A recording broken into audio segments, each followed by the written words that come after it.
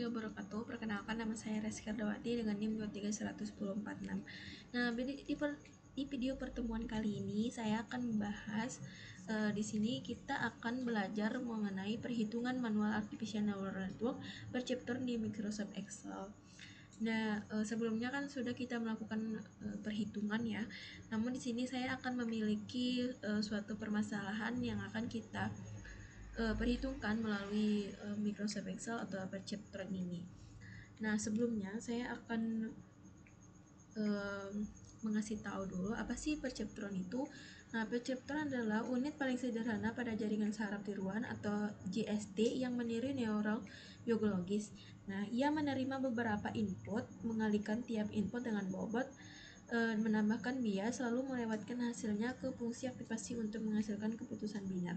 Kemudian digunakan untuk klasifikasi biner linear, sangat berguna sebagai langkah mengantar memahami JST atau jaringan saraf tiruan lebih kompleks. Nah, kemudian di sini kita akan melakukan dua data yang dimana ada data testing dan data training. Kedua data ini sangat berkaitan ya. Nah, sebelumnya data testing ini adalah proses pengujian menggunakan model atau bobot pada data yang tersedia ataupun inputan baru yang didapatkan pada proses training. Nah, yang kedua ada training. Nah, data training adalah proses untuk mengenali pola pada data yang tersedia untuk mendapatkan model atau bobot akhir yang akan digunakan dalam memprediksi input yang masuk. Nah, ada arsitektur data dasar perseptron yang dimana ada input, ada bobot, ada bias, ada fungsi aktivasi. Nah, di perhitungan kali ini kita tidak menggunakan bias ya, hanya menggunakan 3 arsitektur tersebut, di mana ada input. Input ini didasarkan dengan nilai X1, X2, dan seterusnya ya, seperti itu. Nah, input ini adalah fitur atau nilai yang masuk ke neuron. Nah, kemudian ada bobot. Yang bobot ini merupakan nilai W1, W2, dan W seterusnya. Nah, di sini untuk menentukan pengaruh masing-masing input pada keputusan. Untuk biasnya, di sini kan kita tidak menggunakan, namun saya menyampaikan saja untuk biasnya atau message fungsi aktivasi agar threshold tidak selalu lewat origin. Nah, yang keempat ada fungsi aktivasi yang dimana step biner atau thresholdnya output sama dengan 1 jika y in lebih sama dengan 0, maka else-nya 0 seperti itu. Nah, di sini kita memiliki permasalahan ya, contoh permasalahan. Di sini ada sebuah perusahaan yang bergerak di bidang pemberian kredit ingin melakukan prediksi terhadap calon customer-nya agar mereka layak diberikan pinjaman atau tidak. Jika customer diprediksi akan bangkrut, maka customer tidak akan diberikan pinjaman. Contoh datanya teman-teman bisa lihat di sini. Nah, di sini ada data harta dan utang dan status juga. Nah, harta ini dinamakan dengan X1, utang itu X2. Nah, di sini kita memiliki data ada 5 ya, 5 data. Statusnya juga ada 2, yaitu tidak bangkrut dan bangkrut. Nah, tidak bangkrut ini yaitu berarti dia tidak diberi pinjaman, sedangkan yang bangkrut dia diberi pinjaman ya, seperti itu. Nah, jika seorang customer ditanya, jika seorang customer datang dengan kondisi mempunyai harta 0,7 dan punya utang 0,6, tentukan apakah calon customer tersebut diberikan pinjaman atau tidak. Nah, data-data ini nanti kita akan coba training dalam perhitungan perceptronnya.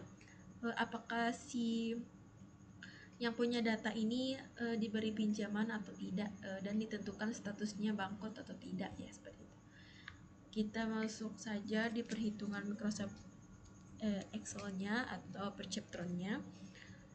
Nah, sebelumnya untuk algoritmanya di sini ada inisiasi bobot awal yang dimana WO, learning rate atau N, dan menentukan threshold-nya.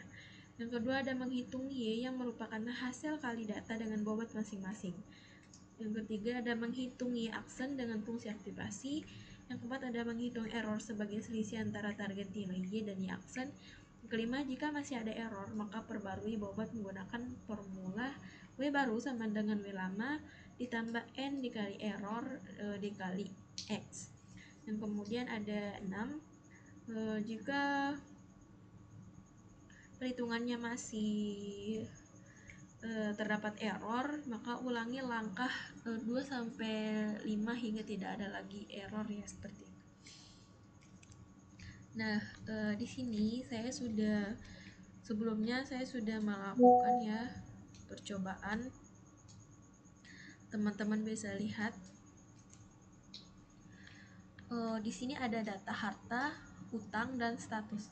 Nah, ini kan data-data yang tadi saya ambil di soalnya. Nah, ini adalah data yang diprediksi nanti.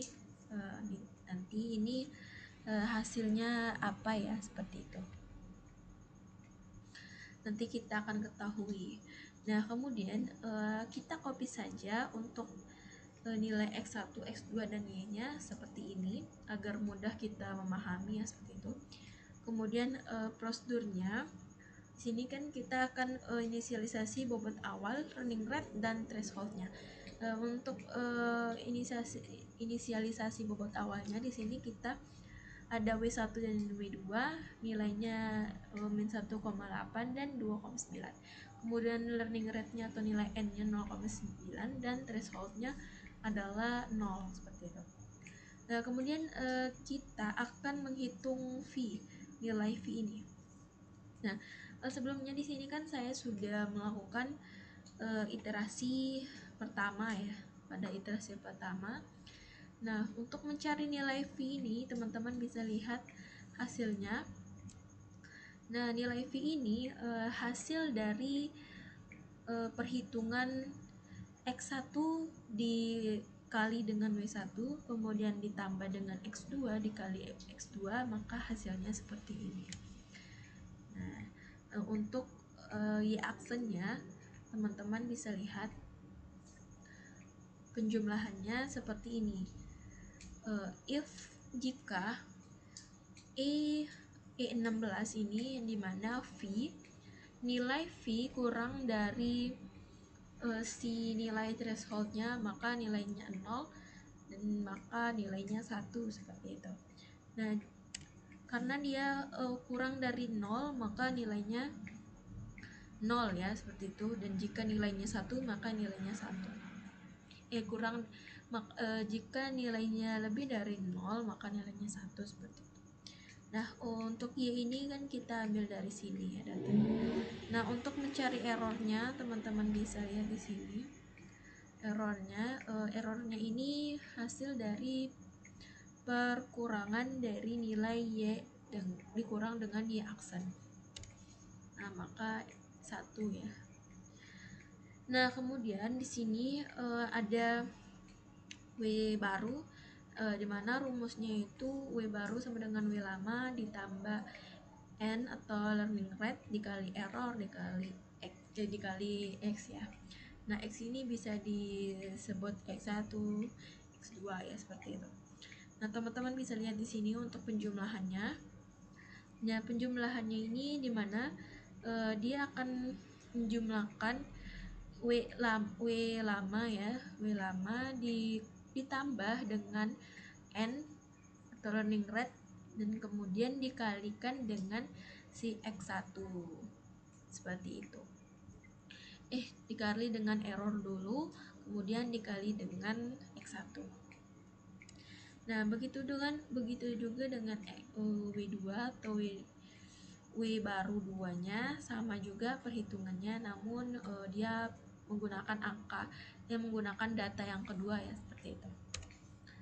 Nah, untuk mencari delta W, nah di sini dia melakukan pengurangan, di mana dia W1 baru ini kita dapatkan tadi dikurangi dengan W awal ya, seperti itu. Jadi delta W-nya kita dapatkan dari hasil W1 dikurang W lama. W baru dikurang W lama, seperti itu. Sama juga di sini delta W2-nya. Nah, kemudian untuk perhitungan baris kedua atau nilai V kedua, nah di sini kan ada perubahan data ya, karena kita sudah memiliki data awal. Nah, maka di sini teman-teman bisa lihat penjumlahannya. Di sini ada kita akan menjumlahkan untuk mencari si V baris kedua, dengan X1 dikali dengan W1. Nah, tadi kan kita gunakan W1 ini ya, tapi sekarang kita menggunakan W1 baru seperti itu. Sama juga X2 dikali dengan W2 seperti itu. Nah, untuk reaksinya sama juga seperti yang tadi. Kemudian ini errornya juga sama ya, seperti itu. Nah, ini juga dikurangi ya. Nah, ini juga sama ya. Ini kan diambil data barunya. Nah, seperti itu. Di sini kan saya sudah melakukan data training yaitu sebanyak 5 kali karena saya sudah tidak terdapat lagi error pada iterasi kelimanya. Nah, letak kita melihat error di letak kestabilannya itu dilihat dari seberapa banyak error yang terdapat di iterasi. Seperti iterasi 1 ada 4 error, 3 error, yang kedua ada 3, yang ketiga ada 3, yang keempat ada 1, dan di sini sudah mulai membaik, dan iterasi kelima sudah baik. Nah, seperti itu ya untuk melihat kestabilan datanya. Nah, di sini kan kita akan melakukan prediksi pada data yang ditanyakan tadi. Nah, ini kita sudah melakukan ya percobaan. Di sini saya sudah masukkan nilainya. Nilai X1-nya ada 0,7, X2 ada ini. Nah, jadi nilai si nilai V-nya ini hasil dari penjumlahan dari si ini. Nilai X1-nya dikali dengan bobot baru ya. Kemudian dijumlahkan dengan X2 dikali X2 seperti itu. Nah, maka hasilnya seperti ini. Untuk I-aksennya dia terdapat 1 ya nilai I-nya. Nah, maka di sini kita bisa nyatakan dia tidak bangkrut. Tidak bangkrut karena nilainya 1 seperti itu. Nilai I-nya 1 ya, seperti itu.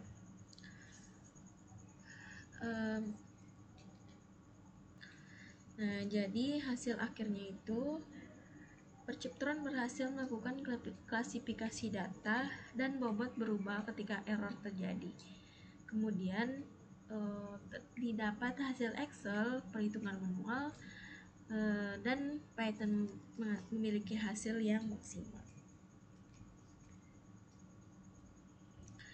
Nah, selanjutnya kesimpulannya, di mana perceptron merupakan metode dasar pada Artificial Neural Network atau ANN yang digunakan untuk klasifikasi sederhana.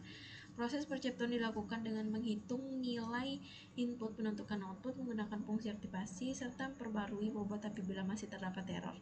Melalui Microsoft Excel, perhitungan perceptron dapat dilakukan secara manual sehingga memudahkan pemahaman konsep dasar ANN dan proses pembelajaran sistem hingga menghasilkan output yang sesuai dengan target.